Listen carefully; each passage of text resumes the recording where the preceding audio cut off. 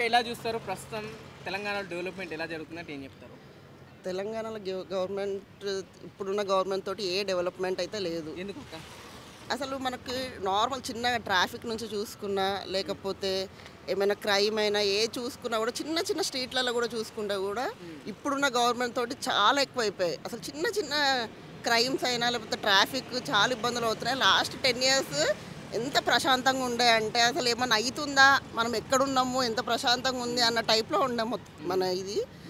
And ఇంకా ఇప్పుడు అసలు సరే ఇప్పుడు పాతలు ఏం చేయలే అనుకుంటే చెప్తారు, కానీ నువ్వేం చేసినావు? ఇప్పుడు 1 year అవుతుంది వచ్చి, 1 year నుంచి నువ్వు ఏం డెవలప్ చేసినావు ఒకసారి అదొక్కటి ఏమైనా చెప్తే బాగుంటుంది.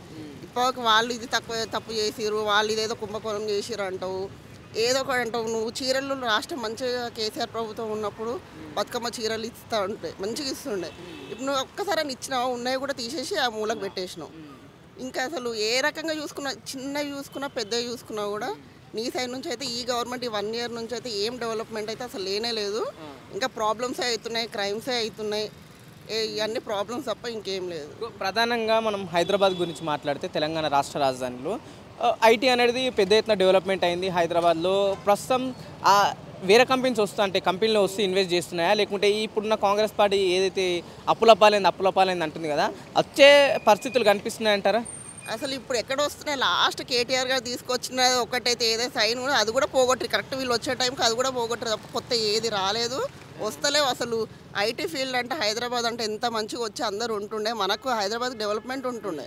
ఇప్పుడు అసలు ఏం లేదు, ఉన్నది ఆగిపోయింది.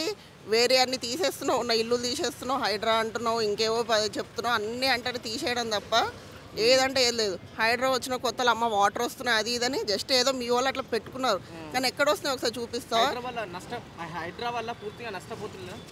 నష్టమే కదా. ఇప్పుడు నువ్వు కట్టుకున్న ఇన్నేళ్ళని నీకు తెలియకుండానే పర్మిషన్లు వచ్చినాయి, అన్నీ కాదు కదా. అన్ని పర్మిషన్లు వచ్చి అన్ని మంచిగా కట్టుకుని ఎన్నో ఏళ్ళ నుంచి, ఇప్పుడు ఈ 10 ఏళ్ళలో ఉండేటోళ్ళు కాదు వాళ్ళు, 20-30 ఏళ్ళ నుంచి ఉండేటోళ్ళే కూడా నువ్వు తీసేసినావు. మొత్తం తీసేసి వాళ్ళకి నష్టం చేసి ఇప్పుడేమో లాభం అంటున్నావు, మళ్ళీ మొన్ననే అంటివి.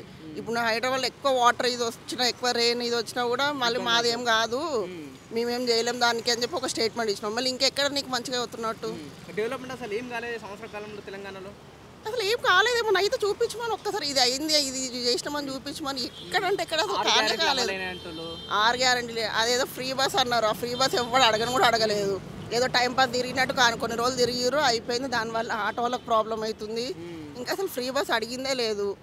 అది ఇచ్చినావు, వేరే కావాల్సిన వాటికి ఇప్పుడు 2500 ఇస్తా అన్నావు, అది ఇస్తలే. అసలు రైతు భరోసా అంటావు అదంట ఏదైనా ఇచ్చినావా నువ్వు చెప్పిన దాంట్లో?